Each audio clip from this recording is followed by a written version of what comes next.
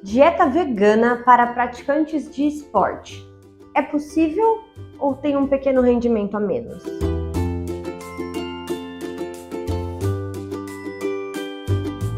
Eu sou a nutricionista Anne Serpentini Cardoso, do Instagram NutriAnneSC, e já aproveita para seguir e também acompanhe, além do nosso perfil aqui no blog, acompanhe também o nosso canal no YouTube Saúde para Toda a Vida, que lá eu trago alguns vídeos um pouquinho mais longos, com conteúdo um pouquinho mais intensivo. Primeiro de tudo, vamos estabelecer bem definido o que é um estilo vegano, né? Porque não é apenas uma alimentação, uma dieta vegana, é um estilo de vida ser vegano.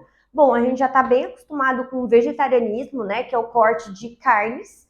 Então, assim, a pessoa continua consumindo ovos, continua consumindo leite, isso no geral, tá bom? A gente tem ovo-lacto-vegetarianos, a gente tem várias vertentes dentro do vegetarianismo. Mas a mais basicona mesmo é cortar as carnes em si, tá? Porém, no vegano, a gente já tem um vegetarianismo mais restrito, ou seja, a gente não come, não tem o consumo de ovos, não tem o consumo de leite, não tem o consumo de queijo, não tem nada na alimentação que se refere a algo animal, certo? E isso puxa, inclusive, a gente sabe que, né, sabonete, shampoo, cosméticos são testados em animais. O vegano, ele busca, né, outras formas, outras marcas que não representam nenhum teste em animais. Então, é um estilo de vida bem difícil no mundo atual brasileiro de ser levado em conta, porém, eu acho super, super interessante, tá? Então, falando um pouquinho agora que a gente já deu uma introdução do que é o veganismo, vamos falar um pouquinho sobre esse estilo de vida e a hipertrofia e a prática de esportes. Quando a gente fala em prática de esportes em si, né, sem levar em consideração a hipertrofia ou emagrecimento, apenas prática de esportes, o que a gente pode conversar sobre isso e o veganismo? Olha, não existe, né, aumento de desempenho para aumento de rendimento. A fonte principal necessária para qualquer tipo de atividade física é o carboidrato, tá bom? A gente ouve bastante falar da proteína e ela também é muito, muito necessária, tá? Para sua recuperação muscular, para o crescimento dos seus músculos.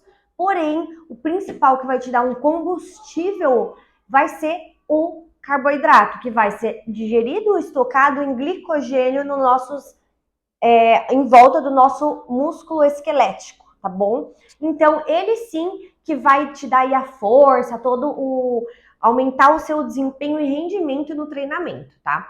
Então, quando a gente fala que o carboidrato é a principal fonte aí para qualquer atividade física, a gente já sabe, né, já leva em consideração que o veganismo não anula nenhum tipo de carboidrato, certo? Porque nenhum tipo de carboidrato vem de partes animais. E sim de outras partes, como cereais, né? Batata, arroz, feijão, tudo isso vem da natureza, tá? Então, isso não implica em nenhuma queda de desempenho ou rendimentos desses veganos em si. Agora, se a gente já está buscando uma hipertrofia, um aumento da nossa massa muscular, tanto seja como musculação, crossfit, e várias outras modalidades aí, né, com treinamento de força, a gente já tem um pouquinho mais de dificuldade para esse público. Dificuldade não, mas algumas adaptações, tá bom?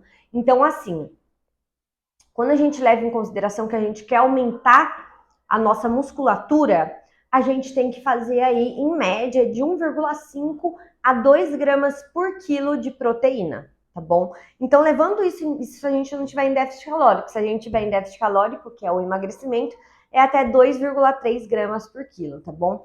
Então, levando isso em consideração, você tem que fazer a conta, né, para o seu peso e ver quanto que você tem que consumir de proteína por dia, tá? Então, assim, chutando aqui para vocês, vamos supor que meio que padrão para hipertrofia, dependendo do seu peso.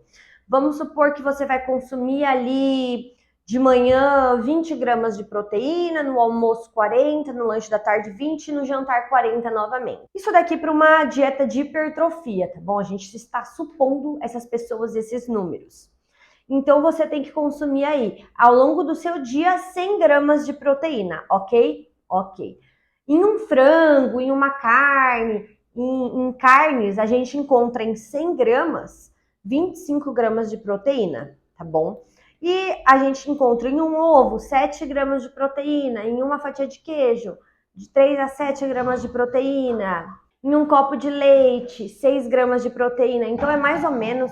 Então essa é a média que a gente tem de proteína em alimentos que veganos não consomem. Aí você pensa, né? Da onde que o vegano vai tirar a sua fonte de proteína? Essa é a parte mais complicada dessa população que leva esse estilo de vida, tá? Então é o que eu sempre costumo dizer. Você não pode ter problemas com sabor. Então, por exemplo, eu que sou super chata para escolher whey, por exemplo, eu nunca poderia me tornar vegana e um foco em hipertrofia, pelo menos não no Brasil, sem ser milionária, tá? Então, hoje em dia a gente vê que tem bastante hambúrguer vegetal, almôndega vegetal. A gente vai no mercado e tem uma grande área, né, destinada a essas pessoas vegetarianas e veganas. Então, isso é um crescimento industrial muito, muito grande e muito legal, porque a gente consegue também auxiliar essa população que é tão negligenciada e quase ninguém pensa neles, né? Tipo assim, nos restaurantes e tal, é raro a gente ver alguma opção vegana, se a gente vê, tem uma, duas estourando de coisas veganas, né? Assim como cosméticos também anda crescendo bastante. Então, o que a gente pode falar aqui sobre isso é que eles procuram, né, encontram as suas fontes proteicas em alimentos veganos. Então, em queijo vegano, tem leites veganos também, porém não tem tanta proteína. Então, é necessário uma suplementação, tá bom? Uma suplementação de whey vegano.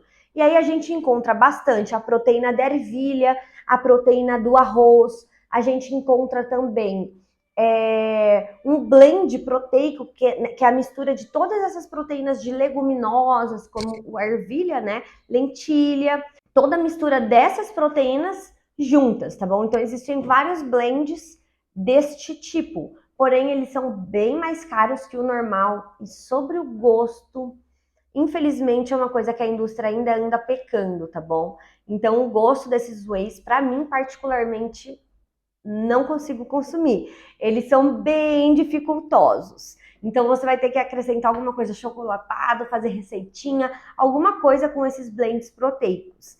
Mas realmente, para a gente ser vegano e buscar uma hipertrofia, um aumento de massa muscular, vai sim ser necessário a suplementação, tá bom?